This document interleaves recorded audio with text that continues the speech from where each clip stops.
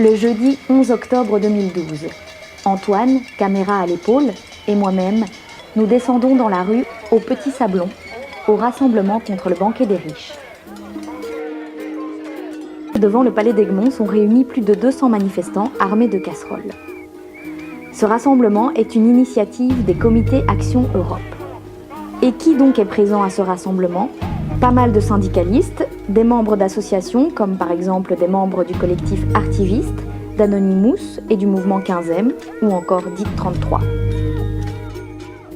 Pourquoi ?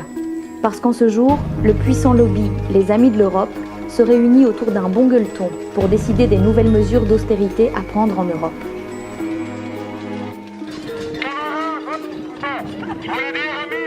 À ce banquet organisé par GDF Suez sont conviés Étienne Davignon, Manuel Barroso, Herman Van Rompuy, Mario Monti, Jean-Luc Dehaene et d'autres grosses pointures qui ne font pas les fines bouches.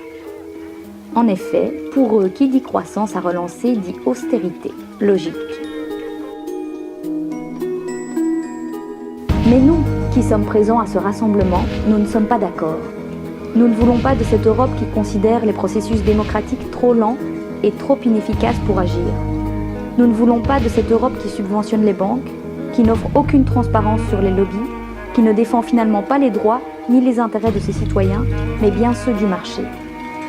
Nous sommes là pour leur exprimer notre désaccord, pour leur rappeler de se préoccuper du bien-être, du bien-vivre de leurs citoyens européens. Notre cible, c'est eux. Mais pour eux, nous ne sommes pas leur cible. Et finalement, durant tout ce rassemblement, nous ne les verrons jamais, et nous ne saurons jamais vraiment ce qui s'est décidé à leur table, derrière ces barricades.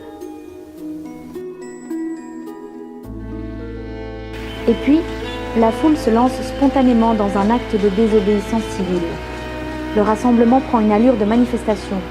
Nous entamons une marche dont nous n'avons pas l'autorisation. Sur le chemin, l'atmosphère devient électrique. La police arrive en masse. La tension monte autant du côté des manifestants que du côté des policiers. La situation devient brouillonne. Pourquoi certains cherchent-ils à mettre le feu aux poudres ?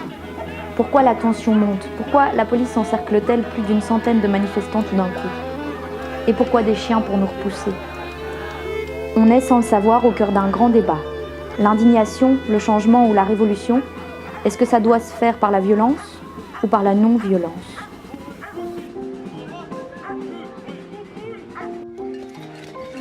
Finalement, après cette soirée intense, on peut se demander quel sera l'impact de ce rassemblement.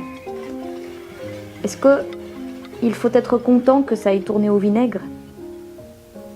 Est-ce que les manifestants ont réussi à faire entendre leurs revendications auprès des Amis de l'Europe ? Est-ce que les manifestants auront réussi à faire comprendre aux autres citoyens pourquoi ils se rassemblaient ?